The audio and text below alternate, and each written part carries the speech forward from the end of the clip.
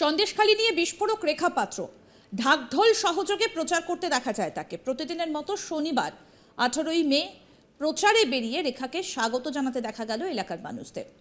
এলাকার মহিলারা শাক বাজিয়ে স্বাগত জানালেন রেখাকে, আবার কেউ কেউ রেখাকে আলিঙ্গন করে তার পাশে থাকার বার্তা দিলেন।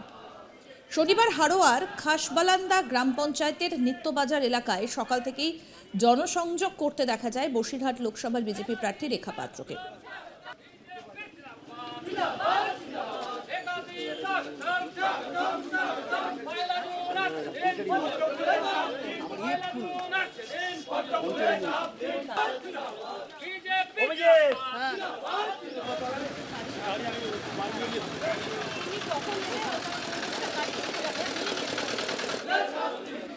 সাংবাদিকদের মুখোমুখি হয়ে রেখা পাত্র বলেন, সন্দেশখালীর ঘটনা সত্য না মিথ্যে মানুষ বিচার করুক।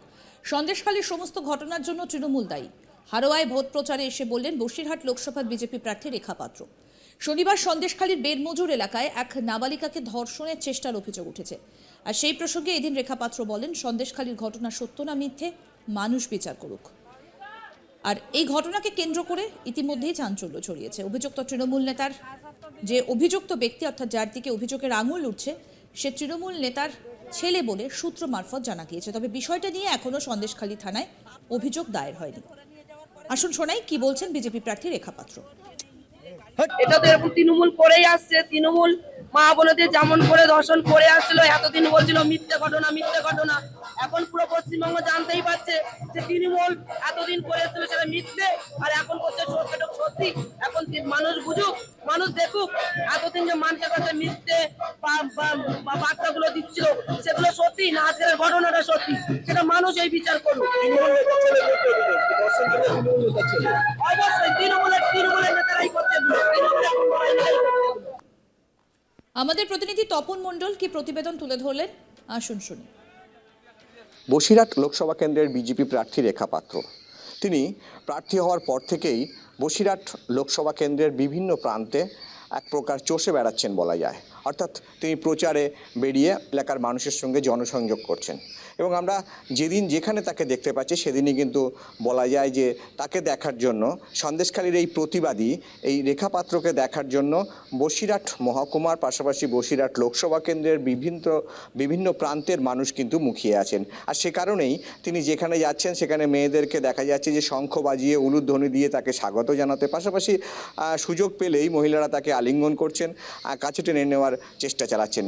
রেখা পাত্র কিছুতে কম যান না, তিনিও কিন্তু মানুষের সঙ্গে সেইভাবেই মিশছেন যেভাবে বসিরহাট মহকুমার একজন গ্রামের গরিব মহিলা অর্থাৎ সন্দেশখালীর রেখা পাত্র তিনি যেভাবে মানুষ হয়েছেন ছোট থেকে মানুষের সঙ্গে মিশে, ঠিক সেভাবেই কিন্তু প্রচারে বেরিয়ে মানুষের সঙ্গে মিলেমিশে একাকার হয়ে যাচ্ছেন বলা যায়।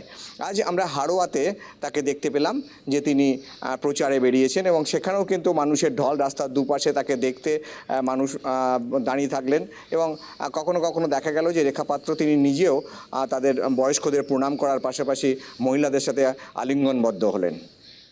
এই যে সন্দেশখালীর ঘটনা, সেই সন্দেশখালী ঘটনার প্রসঙ্গে কিন্তু রেখা পাত্র সংবাদ মাধ্যমের মুখোমুখি হয়ে তিনি বলেন যে সন্দেশখালীর কি ঘটনা কি সত্য সেটা মানুষ বিচার করবে এবং সে কারণেই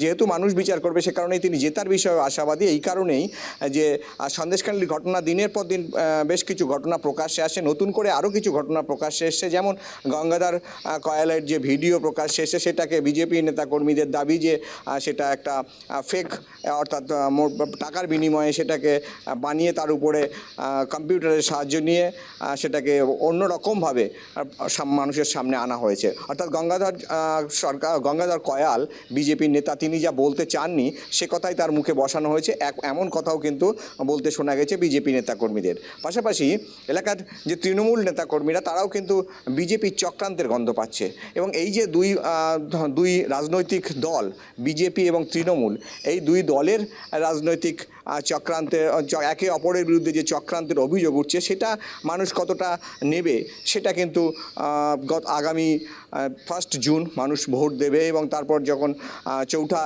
জুন যখন নির্বাচনের ফলাফল ঘোষিত হবে বসিরহাট লোকসভা কেন্দ্রের পাশাপাশি সারা দেশে, তখন কিন্তু মানুষ জানা যাবে যে অ্যাকচুয়ালি মানুষ তাদের কিভাবে নিয়েছে বা রেখা পাত্রকেই বা কীভাবে নিয়েছে এবং তৃণমূলের যিনি প্রার্থী আছেন হাজি নুরুল তাকেই বা কীভাবে নিয়েছে।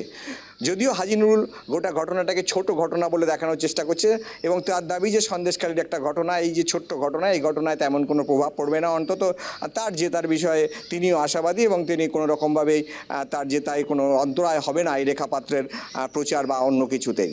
তবে রেখাপাত্র কিন্তু বারবার বলছেন যে সন্দেশখালীতে মানুষ অত্যাচারিত হয়েছে, বিশেষ করে মহিলারা অত্যাচারিত হয়েছে এবং সেই অত্যাচারের কাহিনী কিন্তু আমরা বেশ কয়েক মাস ধরে কন্টিনিউ দেখে যাচ্ছি এবং আবার নতুন করে সন্দেশখালীতে আরও কয়েকটি ঘটনা ঘটেছে। যেমন সন্দেশখালীতে যেদিন বিক্ষোভ হচ্ছিল সেদিন আমরা দেখতে পেয়েছিলাম যে সন্দেশখালীর সেই বিক্ষোভ থেকে তৃণমূল কর্মীকে তাড়া করে নিয়ে গিয়ে তাকে মারধরের ঘটনা ঘটেছিল। পরবর্তীকালে পুলিশ অতি তৎপর হয়ে বেশ কয়েকজনকে গ্রেপ্তার করে তৃণমূলের অভিযোগের ভিত্তিতে। তবে বিজেপির যে অভিযোগ ছিল সে বিষয়ে কিন্তু পুলিশ তেমনভাবে গুরুত্ব দেয়নি বলে আমরা বিজেপি নেতাকর্মীদের তরফ থেকে জানতে পারছি।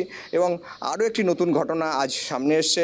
শনিবার দিন যেটা জানা যাচ্ছে যে সন্দেশখালীর বেড়মজুর এলাকায় এক নাবালিকার উপরেও কিন্তু ধর্ষণের চেষ্টারও হয়েছিল বলে একটা অভিযোগ আসছে, যদিও এখনও পর্যন্ত সেই অভিযোগ দায়ের হয়নি। তবে আর কিছুক্ষণের মধ্যেই কিন্তু সেই অভিযোগ দায়ের হবে বলে জানা যাচ্ছে সন্দেশখালী থানাতেই, পরিবারের তরফ থেকেই যেটা জানা যাচ্ছে। রেখাপাত্র এই বিষয়টি নিয়ে কিন্তু সামনে আসছিলেন এবং তিনি বারবার বলছিলেন যে সন্দেশখালীর ঘটনা যেটা ঘটেছে সেটা সত্য এবং তিনি নিজেও একজন নির্যাতিতা। সুতরাং এই বিষয়টা কিন্তু মানুষ বিচার করবেন এবং আগামী 1 জুন যেটা বসিরহাট লোকসভা কেন্দ্রের অর্থাৎ ভারতবর্ষের সঙ্গে শেষ দফায় যে নির্বাচন অনুষ্ঠিত হবে বসিরহাট লোকসভা কেন্দ্রে, সেখানে কিন্তু মানুষ তাদের উপযুক্ত জবাব অর্থাৎ রাজ্যের শাসক দল বা তৃণমূল কংগ্রেসকে কিন্তু রাজ্যের মানুষ জবাব দেবেন বলেই কিন্তু দাবি রেখাপাত্রের। প্রসঙ্গত বলি, রাজ্য পুলিশ প্রশাসনের বিরুদ্ধে রীতিমতো সরব হয়েছিলেন রেখা। সন্দেশখালীতে প্রচারে গিয়ে বিস্ফোরক মন্তব্য করেন বিজেপি প্রার্থী রেখা পাত্র। প্রশ্ন তোলেন রাজ্যের পুলিশের ভূমিকা নিয়েও। কি বলেছিলেন রেখা পাত্র শোনাই। আজকে সন্দেশখালী এটা কত নম্বর সন্দেশখালীর এটা বেড়মজুর 2 নম্বর কাট অঞ্চল। এখানে গীতাবরের বাড়িতে এসেছি। 12 তারিখে যে আমাদের থানা ঘেরোয়া যে বিক্ষোভ মিছিল ছিল, সেই মিছিলে এই গীতাবরও সেখানে ছিলেন।